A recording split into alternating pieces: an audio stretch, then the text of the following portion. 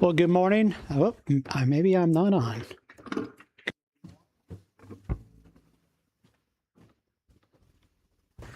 Let's try that way. 1, 2. I'll keep talking and then hopefully I'll come through eventually. There we go. So, good morning. My name's David Val. I have the privilege of serving here at Hillside as the lead pastor. If you're visiting, we'd love for you to give us a 3-week try us out for 3 weeks. We think that after 3 weeks, you'll find this to be a place you can call your church home and you'll have a good idea who we are. And after that, we do have a bribe for you. We'd love for you to stop off at the table in the lobby, and we got a gift for you there that we would love to give you. Also, if you're visiting, if you could scan the QR code or fill out that blue card on your table, let us know you're here. That would be awesome.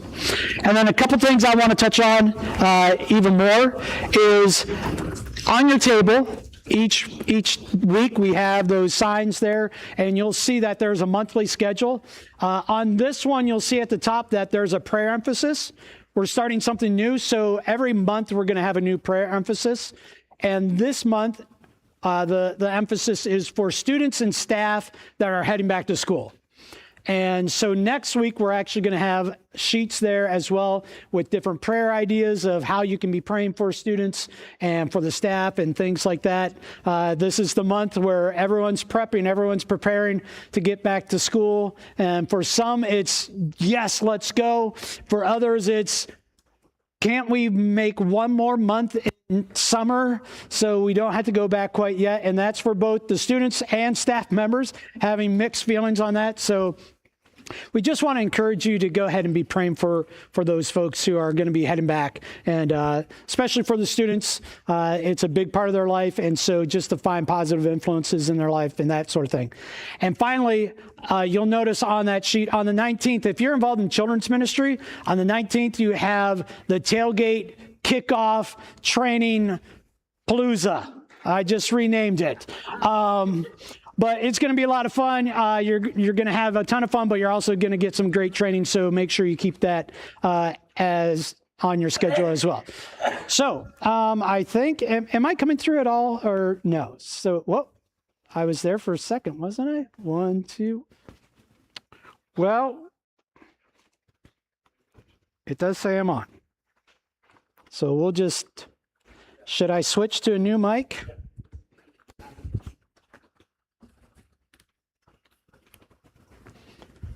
So this is going to be fun. Now I have something in each hand. So there we go. All right, well, we're going to continue on with our series on Free to Serve. And as we do at the start of every service during this series, and I just messed up, that was me. Can you get me back on my slides? As we do each week, we go through and read Galatians 5:13. And so let's go ahead and do that together. Galatians 5:13 says, "You, my brothers and sisters, were called to be free, but do not use your freedom to indulge the flesh. Rather, serve one another humbly in love." And so we've been going over that, and the idea is to memorize it. And folks, today is the day. We are actually going to be talking about this verse during the service. So we've been going all summer. We've been learning this verse, and we will get to it, but it's going to be the absolute last verse that we talk about today. So, but we're there. So, but we are in the book of Galatians, and can you click to the next slide for me, Matt? You might just have to watch me here. So I want you at your table to describe a time when you were grateful for someone's help. Now, it can be as simple as, oh my goodness, I was going to be gone for vacation, and my neighbors decided to mow the lawn for me while I was gone. It could be as simple as, I was on the ladder cleaning out my gutters, and I am not of the age to be doing that, and a local younger neighbor came and cleaned out the gutters for you. I had a situation when I was in Australia with Youth for Christ. I first lived in a small little camper because they didn't have a house for me to live in or anything. So I finally got a house that I could rent. But it dawned on me after I got the house, I'm like, yes, I have a house It's way too big for me. It's a 3-bedroom and it's only me, but it's a place where I don't have to live in a camper anymore. And then I realized I have absolutely no furniture for this house. And so the secretary in our office had a friend who was a missionary who was just coming back from the mission field. And she said, look, I have all my belongings in a storage unit, but I'm actually moving in with another friend, so I don't need any of my furniture. How would you like to use my furniture? I'm like, sight unseen, absolutely, thank you very much. Yes, I'll take it. It was great. I had a couch, a love seat. She gave me a kitchenette, canary yellow, woke you up in the morning every time when you came out for breakfast. But not only that, she gave me all the pots and pans and dishes. And then she said, and here's a gift card to the local grocery store because you'll need some groceries as well. And she said, the only thing I want is pay it forward. Let somebody else have this when you're done with it. And so there have been times when I was in need that someone stepped up. At your table, I want you to describe a time when you were grateful because someone came and helped you out in one way or another. It can be small, it can be big, but go ahead and share.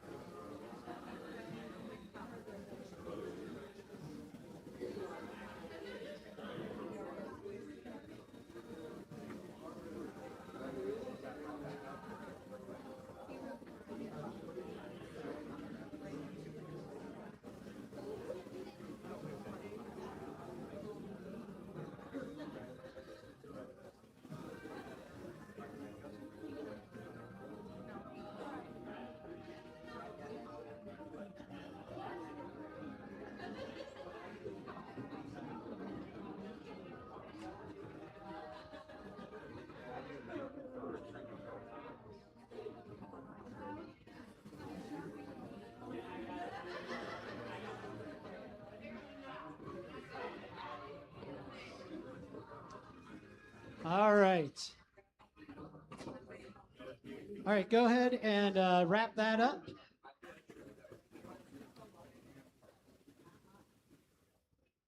And we're going to continue on with Galatians and Galatians chapter 5. So we've been working through this the whole summer. The main message within this is Paul is writing a letter to the Galatians because he went and started these churches, got them going on the true gospel of salvation through faith. Some Judaizers, which is what he called the folks who were coming in and saying, hey, no, the faith is good, but you need to do some works as well, and you need to start at least some of the Jewish traditions you need to uphold if you're truly going to be saved.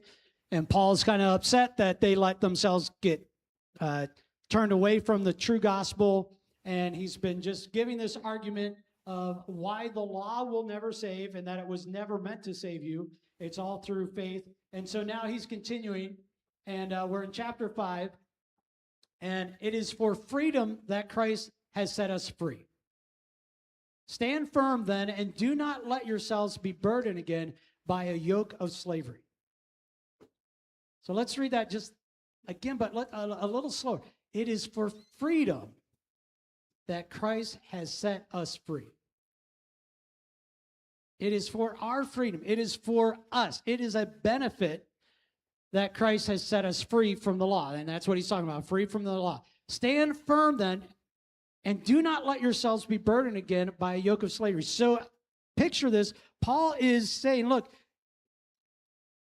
God has set us free. What God has done, the gift that he's given us is freedom from this burden, this yoke of the law.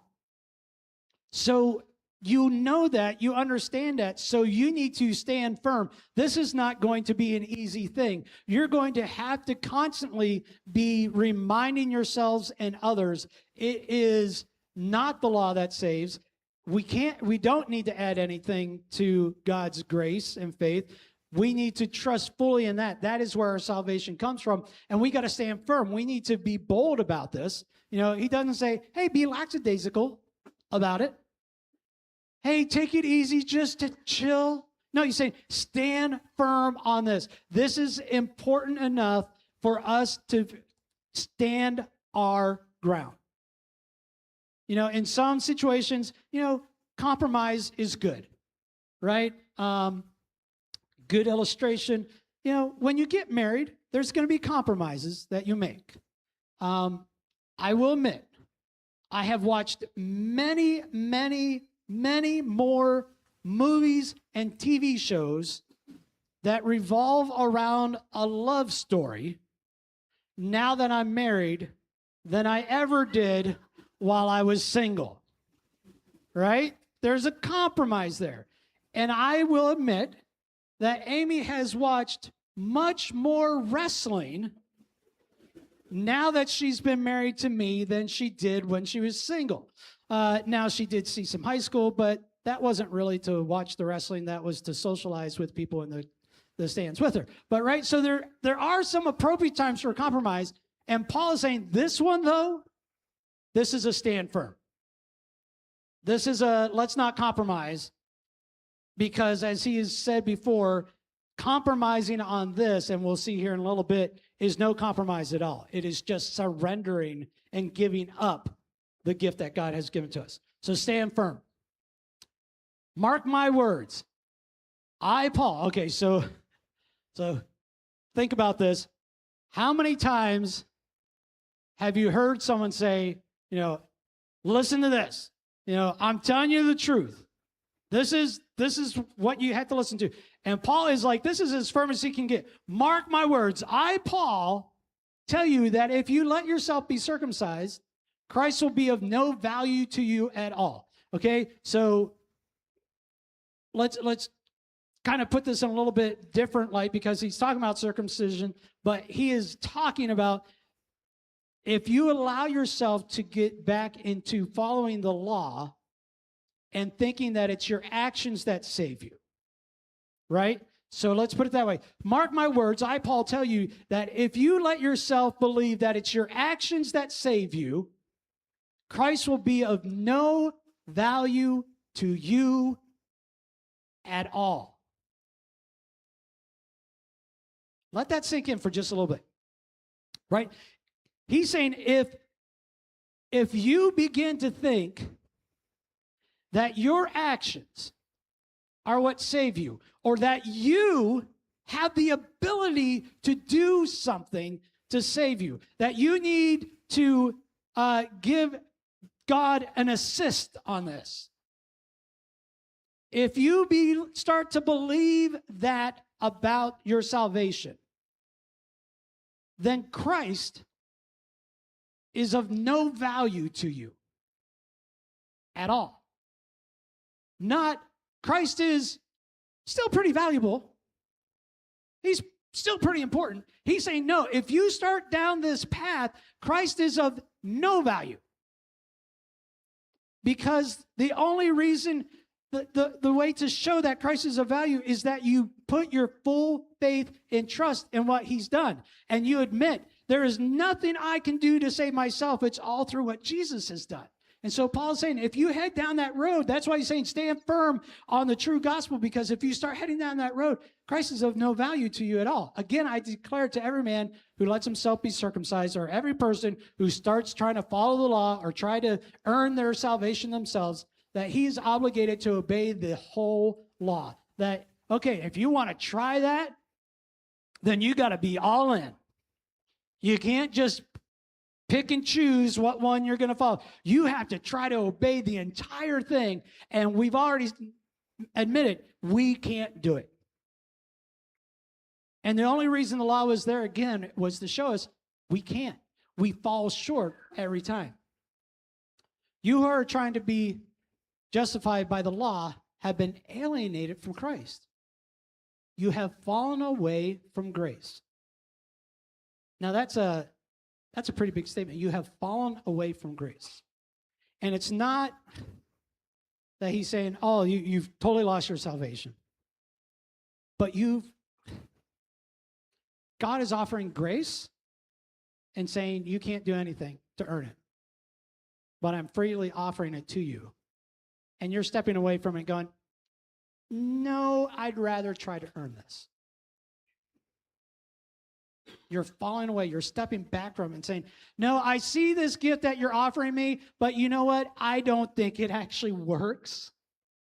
So I'm going to step away from that and I'm going to try to earn it myself. For through the Spirit, we eagerly await by faith the righteousness for which we hope. It's through the Spirit and through faith that we believe we find our righteousness. For in Christ Jesus, neither circumcision nor uncircumcision has any value. The only thing that counts is faith expressing itself through love. In other words, he's saying, look, it's not through obeying the law that you're saved. But at the same time, don't get on your high horse and say, I'm not following any part of the law. And that's great for me. Well, that doesn't earn you bonus points either. Right? Neither one of those are of value. It's faith. It is faith expressing itself through love. And it's interesting.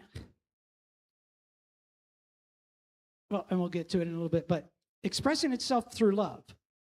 Not obligation. Not out of a desire to earn, but realizing the amazing gift that you have been given, and now your heart is filled with gratitude, and you lovingly are wanting to somehow express that faith and that love and gratitude in action. It continues. He's writing to the church again, you run in a good race. Who cut in on you to keep you from obeying the truth? You were doing so well. Who was it that came in and convinced you that you needed to do otherwise? Who was it? And it's kind of a rhetorical question. They know who it was. They know the people who came in and were telling them, right? They knew who was preaching the false gospel. That kind of persuasion does not come from the one who calls you.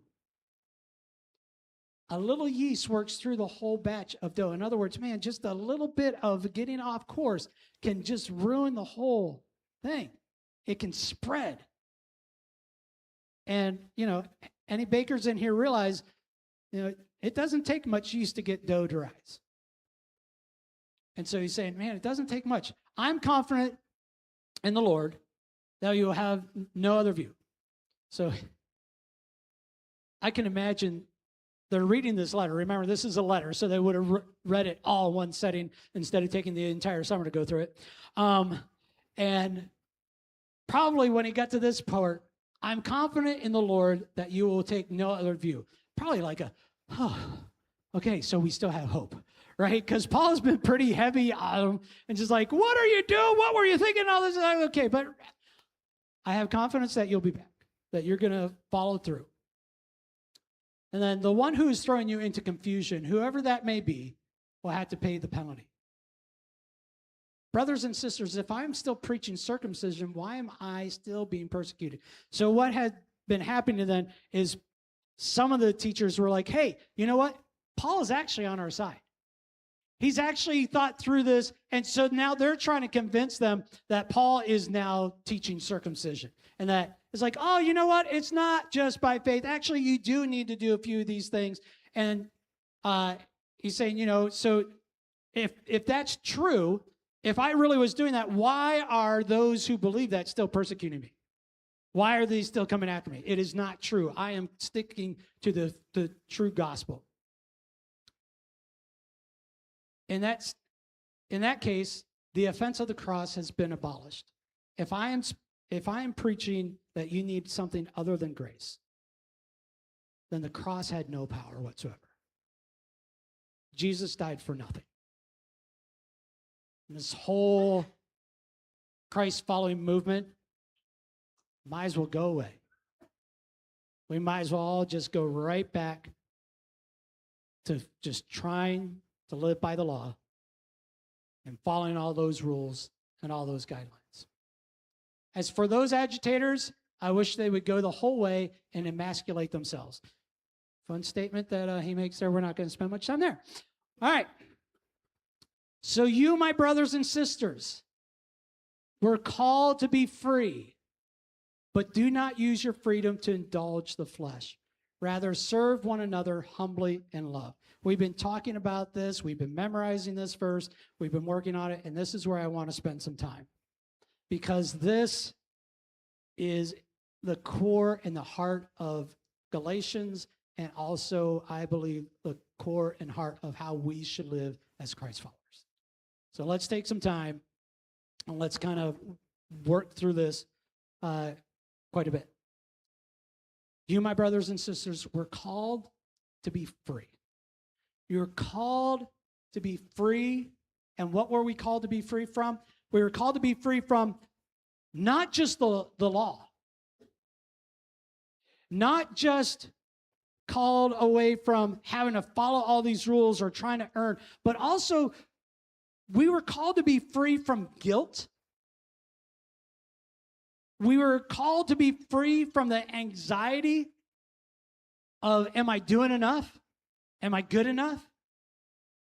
Have you ever been there in a relationship or a job or anything, and you're constantly worried, am I really good enough? Once they really find out who I really am or how my talents are or my skill set, somewhere along the way, they're going to come up and tap me on the shoulder and say, we don't know how you managed to keep this job so far, but you're not good enough. We need to move on. Right? I remember the one coaching job I had. I'm like, one of these days, they're just going to be like, why did we hire Dave? Like, let's boot him, right? And in our Christian walk, if we think we have something to do with our salvation, the weight of that, the burden of that, of you have to be good enough. If you are believing you have to be good enough, the burden of that, and anytime you make a mistake, you're like, oh, man. Now, how much more good stuff do I have to do just to make up that one error, that one mistake? And we start trying to keep a tally. And we get out an Excel spreadsheet. And we start putting down all the negatives, and then we need to come up with a formula to decide, okay, well, I went 10 miles over the speed limit. That's not all that bad. Maybe I'll give myself a 0.5 negative mark on that. But, then I did steal a ream of paper from work. That's probably not so good either, But you know what? That puppy dog that was on the street, I gave it some of my water, so there's a positive. And then there was the lady who was walking out of the grocery store and carrying bags of groceries, and I helped get them into, we start trying to keep track of all this stuff, and there's this burden, and there's this weight of just, am I doing enough? Am I good enough? And Paul said, no. You were called to be free of that. You were called to be free of all that worry, of all that concern. And you know what else you were called to be free of? Selfishness. Because let's be honest, when we are living by the law, when we think we have to earn our salvation, when we do something good, it's for me. right? At first, it's like, oh, I just wanted to help. But if you're living by the law, you're trying to earn your salvation, you're just like, I just want to help. I just help somebody. Yes. That's another bonus point for me. I want to do this humanitarian aid because that's more bonus points for me. That's more checks in the good column for me. That's really tipping the scales for me to make it to heaven. And all of a sudden we can get caught up in doing a bunch of good, but not for the sake of others, but for the sake of us. Because I want to make sure I'm doing enough. And so we're called to be free from selfishness as well. Do not use your freedom to indulge the flesh.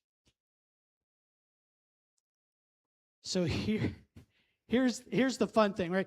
You start saying, hey, it's not about the law, you can't earn it. And people we're pendulums. We can never stay centered, right? It's like, oh, I need to be following, I need to do all this stuff to make sure I get into heaven. Oh, you don't have to do all those things. Well, hey, then I can do whatever I want. Because it's all in faith and it's all what Jesus does. And it's almost like some people, not necessarily, hey, I know I don't have a get out of hell free card, and I can do whatever I want. But I don't have to watch my language. You know, if I want to cuss and swear up a storm and talk like a sailor, I can do that because it's not about the law. After all, I'm free. If I want to tell some lies to help advance my career, it's not about the law. It's okay. I was called to be free. And we can get caught up into this idea that I have this freedom to not be holy. And that is not what Paul is saying at all. So don't use your freedom to indulge the flesh. Don't think this gets you a pass. This isn't a free to sin pass. This freedom from the law is the freedom from you trying to earn it. It's the freedom to accept what God has for you, that free gift. But we're not supposed to indulge the flesh. Rather, what are we supposed to do? Serve one another humbly in love. Your freedom is freedom to serve and to serve others. So here's the picture. When you were trying to earn your own salvation, man, you had to spend a lot of time trying to make sure you're doing the right thing, not doing the wrong things, and you're focused on yourself. You're just, oh, man, I need to make sure the ledger is on the positive for me. But when you realize you don't have to worry about that you can be saved through faith, that frees you up. You don't have to worry about that. Now you can focus on other people.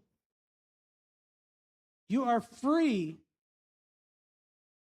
to show your gratitude to God by serving others, by having the same heart of Christ, the one you claim to follow.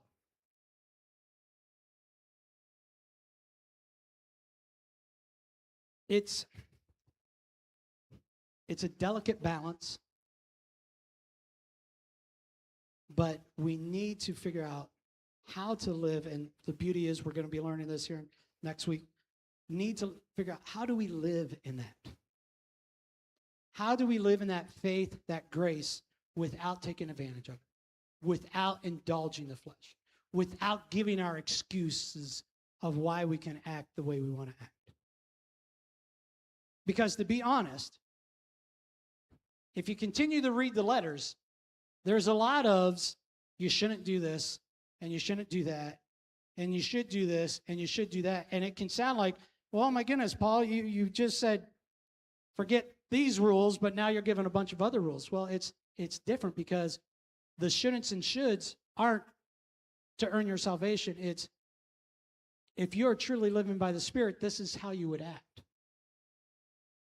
And so it's a kind of a mirror to show, hey, are you truly living by the Spirit, or are you indulging the flesh? but we are to serve humbly each other, humbly in love. For the entire law is fulfilled in keeping this one command: love your neighbor as yourself. So Paul is saying, look, yeah, you're not saved by the law, but when it came to the social laws, when it came down to how you should be treating each other, it came down to this simple idea and this simple thought and this simple attitude. Love your neighbor as yourself. That's why you're free. That is the freedom that you have. And if we go back to that verse, you, my brothers and sisters, were called to be free, to serve one another humbly in love. So let's skip out the part that he says not to do, right? You, my brothers and sisters, were called to be free, so don't indulge the flesh. But if you just put it together, you, my brothers and sisters, were called to be free, to serve one another humbly in love. That is what that is what we're to use our freedom for. Paul is saying, as Christ followers, this is how we should live. And if we're Christ followers, we should try to model ourselves after the one we follow. And Jesus himself said, the Son of Man did not come to be served, but to serve. So this freedom that we have is a freedom to be able to serve. And the amazing thing with that is when we serve with a true servant's heart, the fulfillment and satisfaction that we can experience is far greater than if we go in selfishly serving. If we go in with a selfish attitude to quote unquote serve, to do good humanitarian work, either we go in and it goes the way we thought it would, and we go away and we go, oh, we did good. That was good, man. I feel so good for what I just did there. That was awesome. But other times we may go in and we go to serve and we're trying to do this humanitarian thing, and we go and we serve and no one says anything, and they are slightly taking advantage of what we're offering, and we're kind of like, well, they're not treating me the way they should be thanking me and all this, and it just didn't feel good. And you walk away and you're like, man, I don't know if that was worth it. I mean, they didn't even were thankful for what we did or anything. Well, that's because you were going to serve for your own good. If you go with a true servant's heart and you go into a situation and you walk away and you're thinking, man, they weren't even grateful, you know what your heart actually would do if you were truly following Christ in his heart? It wouldn't be like, man, I don't know if I want to do that again. It would be, oh, that breaks my heart. I wonder what they're going through that caused them to not see the value of this, or to cause them to still have quite an attitude. They must be really struggling with something else that I don't know about. Because it's not about us. It's not about the servant. It's about who we're serving. Both the people that we would serve and the God that we serve. So I want to encourage us. It sounds so weird, especially in our culture, to embrace being a servant. If you are a follower of Christ, if you call yourself a follower of Christ, embrace your servanthood. Embrace your servant stature. You know, if you remember, we talked about this earlier in the year. The disciples that came up and they're like, hey, Jesus, one of us wants to be in your right side, one of us wants to be on your left side when your kingdom comes. And they were trying to get in the pecking order, and the rest of the disciples got upset. And this is when Jesus is like, you guys, you've been walking with me for how long? You still don't get it. It's not about being first. It's about being a servant. And that's when he makes that quote, for even I came to serve, not to be served. embrace that servant attitude. And when we can truly embrace that, and we truly live out the life that God is calling us to be, those servant leaders, those servants to our neighbors, those servants to the strangers, when we truly can have that heart, that's when we are living the life we were created to live. You were created to serve. It may be in all sorts of different areas and categories, but you were created to serve. And check this out. If all of us followed the purpose for why we were created, if we would all be servants, that would be an amazing place to live. Can you imagine? Oh, let me serve you. No, let me serve you. No, let me serve you. Right? Imagine if we were all serving and looking out for everyone else. Greed disappears. Hatred disappears. The things that we so desperately want to get rid of can disappear if we would simply follow the life that God wants us to follow. And so Paul is saying, live by the Spirit, not by the law. And so starting next week, we're going to start talking about what does that mean, though? I mean, great, Paul, thank you. Live by the Spirit, but what does that mean? And how do we truly live by the Spirit? So we're going to get into that next week. But for this week, I just want to encourage you. Take your freedom that you have in Christ and take it. Not to indulge the flesh, not to get away with whatever you want to get away with, not to try to accomplish what you want in your life, but use your freedom that you have in Christ to serve others humbly in love. God, thank you so much for what you've done in our lives. God, thank you that you, creator of all, that you, with your servant's heart, came to humbly love and serve and to provide a way of salvation for us so that we can have a right relationship with you.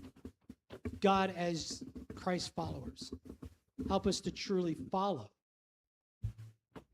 in the image that we were created in. And God, help us to understand